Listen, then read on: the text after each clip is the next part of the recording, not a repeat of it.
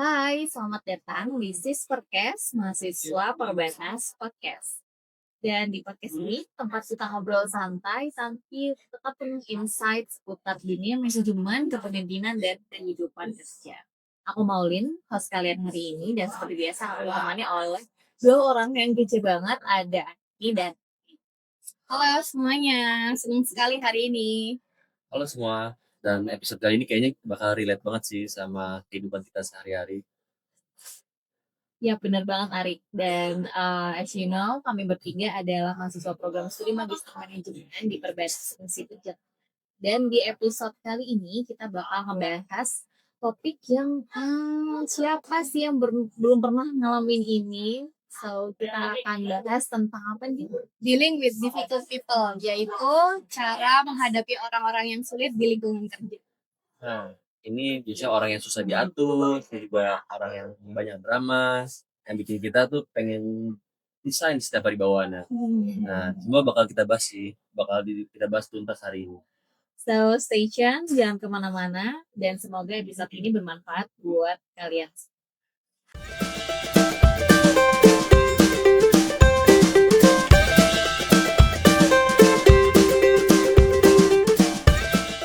Let's go, langsung aja kita bahas.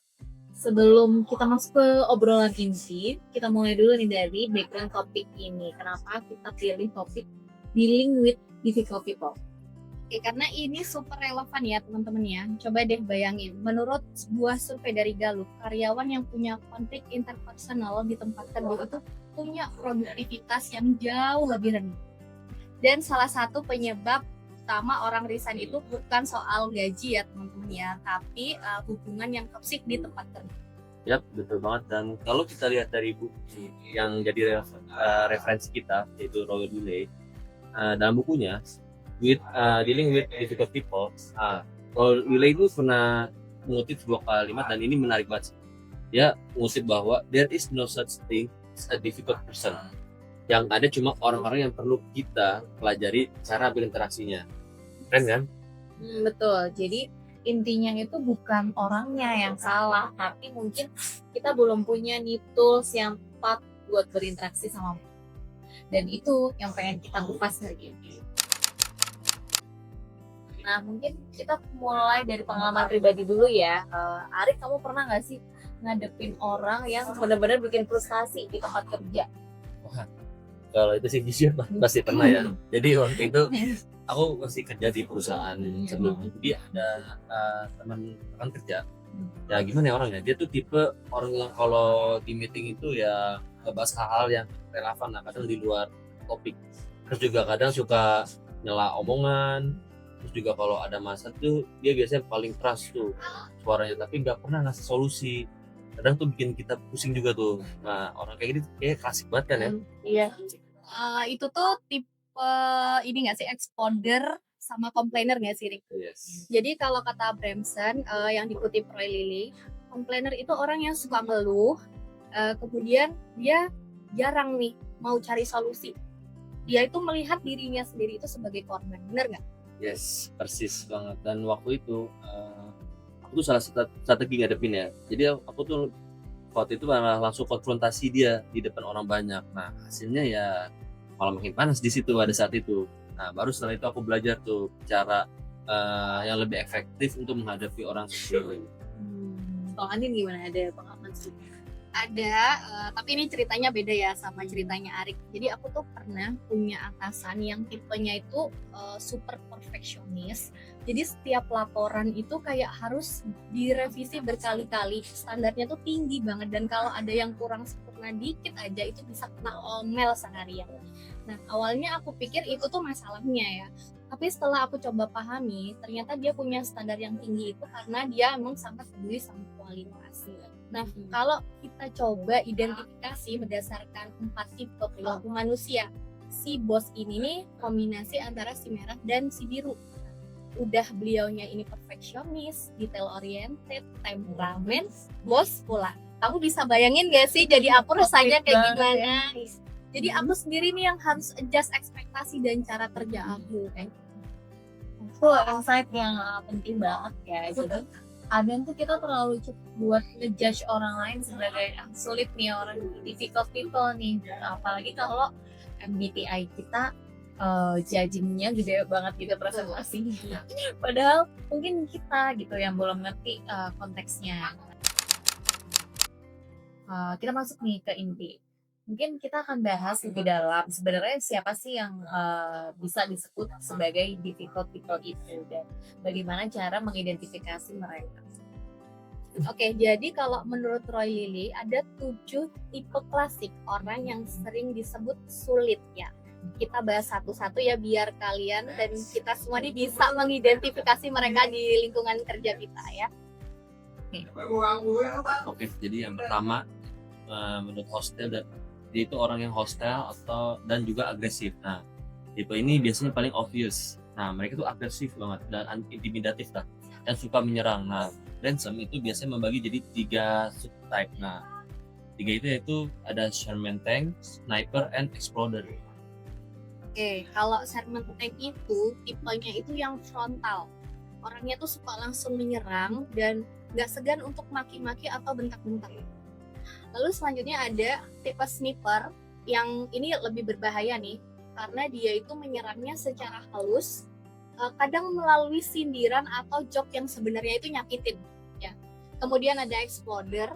Nah, yang ini episodenya nih nggak bisa ditebak ya karena bisa tiba-tiba aja meledak tanpa warning kayak gitu. Terus juga ada namanya tipe complainer. Nah, tipe complainer itu kayak yang tadi Arik ceritain, mereka tuh sukanya ngeluh gitu tapi nggak mau ambil tanggung jawab. Nah, mereka ngeluh terus gitu ke temen-temennya. Nah, temen-temennya kan kayak jadinya yang dengerin tuh males ya, kayak apa sih nih orang ngeluh terus gitu. Nah, tapi menurut buku yang kita baca, menurut Branson itu emang ternyata complainer itu ngerasa dirinya powerless. Jadi karena dia nggak bisa ubah situasi, jadinya mereka memilih untuk mengeluh ke orang lain. Betul. Dan juga ada the silent and unresponsive. Nah, orang ini kalau diajak ngobrol itu biasanya cuma diam terus dia jawab seadanya. Nah, itu jadi cara in defense bagi mereka buat menghindari konflik biasanya, atau mereka merasa bahwa pendapat mereka tuh gak akan didengar di kelompoknya dia. Jadi tipe orang yang the silent and responsive ini. Oke, kita lanjut ya. Ada selanjutnya the super agreeable. Ini yang paling underrated di antara orang-orang sulit nih. Mereka ini kelihatannya setuju sama semua hal. Itu kadang kan kita suka ya sama orang yang kayak gitu ya. Tapi sebenarnya itu mereka itu ketika kita minta untuk mendeliver sesuatu, kadang itu mereka itu nggak bisa. Nah, kata Branson, ini orang yang desperately sebenarnya pengen disukai sama semua orang. Makanya mereka selalu bilang iya ke semua hal meskipun sebenarnya mereka itu nggak bisa. Tipe-tipe orang yang suka siapa? Yes man nggak sih? Ya kan? Yes, benar. Terus ada 3 tipe lagi. Jadi ada the negativist, the know-all, dan the indecisive.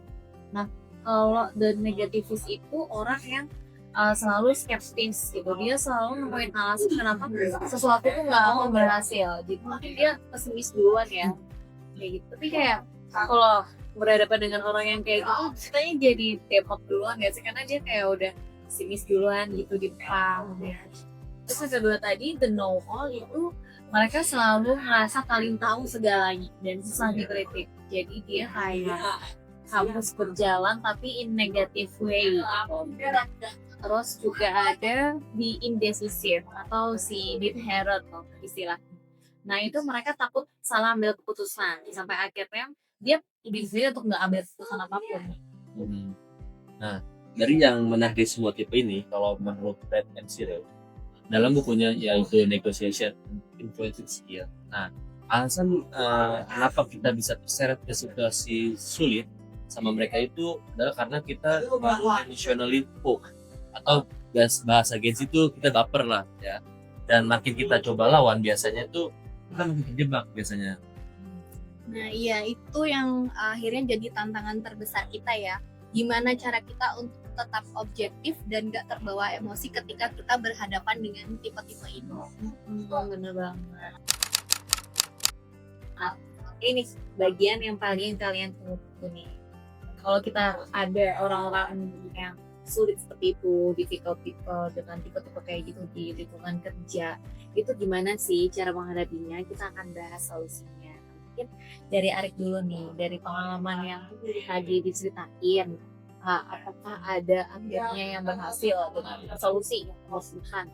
Oke, jadi ini menurutku ya. Jadi lesson utama yang dari orang seperti ini biar, dan ini persis sama yang dibilang sama Roni Day. Nah, yaitu jangan pernah ambil take personally. Itu adalah rule number one menurut aku. Jangan pernah take it personal. Terus juga default people itu nggak cuma sulit sama kita gitu, tapi sama semua orang. Mereka tuh sulit untuk sama semua orang, dan itu bukan sama aku aja, tapi sama yang ada di dalam kantor juga sih. Jadi jangan baper Jangan lah ya, baper. baper. Benar banget Arif. Dan justru sebenarnya karena mereka itu fleksibel dalam kesulitan ya, itu sebenarnya bikin kita bisa prepare nggak sih sebelum kita ke encounter sama orang yang kita tahu bakal susah, itu kita bisa tanya dulu ke diri kita sendiri ya sih, apa sih sebenarnya yang kita mau dapat dari interaksi ini, terus apa tujuannya, dan itu yang sebenarnya harusnya jadi fokus ya, bukan soal menang atau kalah argumen sama orang ini. Iya, keren banget sih. Jadi lebih ke goal oriented ya, bukan ego oriented. Terus secara prakteknya kayak gimana nih Arik? Nah, untuk secara praktek nih, untuk tipe agresif seperti Simon Tank, dan sebetulnya menyarankan jangan langsung konfrontasi. Nah, kasih mereka waktu sedikit lah untuk rundown. Lalu di apa namanya, maintain eye contact dan state your own opinion. Jangan tegas tapi tetap tenang. Nah, yang penting itu jangan argue what they say, but state your own view. Nah, menurut Ghibli juga, meskipun kita merasa berada di pihak yang benar, nah baiknya itu kita tidak terlibat dalam perdebatan. Nah, perdebatan itu biasanya tuh jarang menghasilkan kemenangan ya sesungguhnya, malah bakal jadi rusak hubungan dan pertemanan, dan demikian pula tidak saja menyerang atau merendahkan atau menjatuhi orang lain. Nah, juga tidak memiliki sesuatu yang baik lah ya. Nah, itu lebih baik kita diam.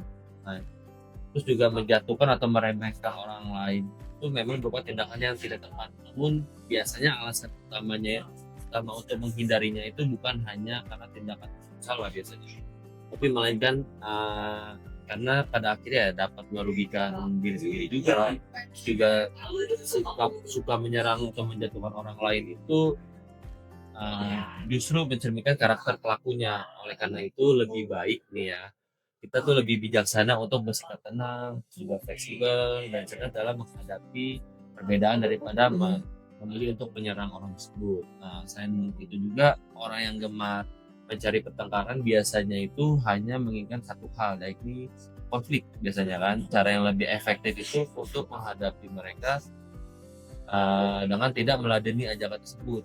Nah, karena tidak mendapatkan respon itu yang diharapkan itu, mereka cenderung bakal kesal biasanya, terus juga biasa kehilangan arah, dan juga pada akhirnya ya memberikan sikap yang kurang menguntungkan bagi diri mereka sendiri sih. Bener banget sih Arik ya, itu kayak bijaksana banget sih cara-cara kayak gitu, benar lebih menguntungkan ke diri kita ya. Oke. Lalu selanjutnya itu ada untuk tipe complainer ya, cara terbaik itu adalah dengan mendengarkan ya, atau listen, lalu acknowledge, tapi jangan agree atau apologize untuk hal-hal yang bukan merupakan kesalahan kita. Coba diarahkan mereka ini ke mode problem solving, tanya spesifik, minta mereka kasih informasi faktual, dan minta pendapat tertulis dari mereka. Ini akhirnya itu memaksa mereka untuk keluar dari mode complaining ya, dan masuk ke mode solusi. Oke, itu buat yang complainer. Benar. Kalau buat yang the super agreeable, ini satu yang sering kita skip, padahal penting banget. Kita tuh harus bantu mereka untuk jujur. Jadi kita mungkin bisa tanya langsung nih, pelan-pelan aja gitu. Ada nggak hal yang bikin kamu merasa kurang nyaman dengan rencana ini? Jadi kita sengaja membuka ruang buat mereka mengekspresikan kekhawatiran gitu, tapi karena aku kehilangan hubungan yang baik dan Betul banget. Dan ada satu insight lagi yang suka banget dari sini. Nah, dia tuh bilang difficult people are the easiest to manage. Nah, karena mereka predictable. Kalau kamu tahu seorang tipe nitpicker, nah pasti dia detail selengkapnya di awal biasanya. Nah, kalau seorang tipe outgroup itu langsung ke intinya aja, nggak usah basa-basi. Nah, kalau seorang egomaniak, biarkan mereka merasa bahwa idenya itu paling brilian. dikasih makan gitu. Kasih makan terus, kita kasih makan terus. Oke. Dan sebenarnya ini yang paling penting dari semua ini, perubahan itu dimulai dari diri kita sendiri, benar gak? Kayak Mikra itu bilang kalau kita bisa belajar kontrol diri kita sendiri dulu, kita tuh punya peluang jauh lebih besar untuk bisa mengontrol situasi. Dan juga menurut Giblin, kalau kita punya pemahaman yang tepat mengenai orang dan kita tahu mengapa orang itu melakukan hal-hal yang mereka lakukan, dan kita juga tahu mengapa dan bagaimana orang itu bereaksi di bawah kondisi tertentu, itu kita bisa jadi manajer yang terampil banget. Setuju banget. Ini juga relevan buat kita sebagai manajer, karena sebagai pemimpin kita tuh nggak bisa pilih siapa aja yang akan ada di tim kita gitu. Kita harus bisa menghandle semua perusahaan cara berpikir kita dengan tipe-tipenya yang beda. Oke, sekarang kita masuk ke segmen favorit kita, yaitu mitos versus fakta. Nah, kita bahas nih beberapa misconception yang sering orang punya soal dealing with difficult people. Mungkin Arik dulu. Oke, boleh. Jadi mitos pertama ini banyak banget orang selalu ngomong kayak kalau ada orang yang sulit di tim itu yang terbaik adalah dihindari aja. Nah, nyatanya biasanya ini justru yang menurut aku paling salah. Karena menghindari orang sulit itu apa ya, nggak menyelesaikan masalah, malah bikin situasi itu biasa bikin complicated, dan karena konflik yang batat beres tuh cenderung malah makin besar biasanya. Benar. Lalu mitos yang kedua itu orang yang sulit itu emang dari sononya jahat atau buruk. Ini kenyataannya menurut Roy Lily dan para ahli yang dikutipnya, hampir semua perilaku sulit itu punya underlying reason. Misalnya nih, bisa trauma, insecurity, stres, atau cuma sekedar gaya komunikasi yang berbeda aja. Benar. Terus ada juga mitos ketiga yang sering aku dengar juga nih. Dia bilang kalau kamu baik sama orang yang sulit, kamu akan kelihatan lemah gitu. Padahal kenyataannya ternyata justru kita tuh butuh pendekatan yang halal, strategis, dan empatetik gitu. Jadi itu menunjukkan bahwa kita punya kematangan emosional yang tinggi itu menghadapi mereka. Sehingga menurutku itu lebih jadi ke strength ya, bukan jadi weakness gitu. Terus juga ada satu lagi nih, maksudnya biasanya orang sulit itu nggak bisa berubah, tapi emang kenyataannya memang kita nggak bisa paksa mereka buat berubah kan. Tapi kita bisa ubah cara kita bereaksi terhadap mereka, dan ironisnya ketika kita ubah cara kita untuk bereaksi, dinamikanya sendiri yang biasanya akan berubah. Iya benar banget Arik. Dan ada nih cerita lucu ya. Jadi aku tuh pernah punya temen dan dia tuh selalu komplain soal teman kerjanya ya di kantor yang menurut dia itu sulit banget. Sampai suatu saat aku tanya ke dia, emangnya kamu udah coba berkomunikasi langsung sama dia gitu?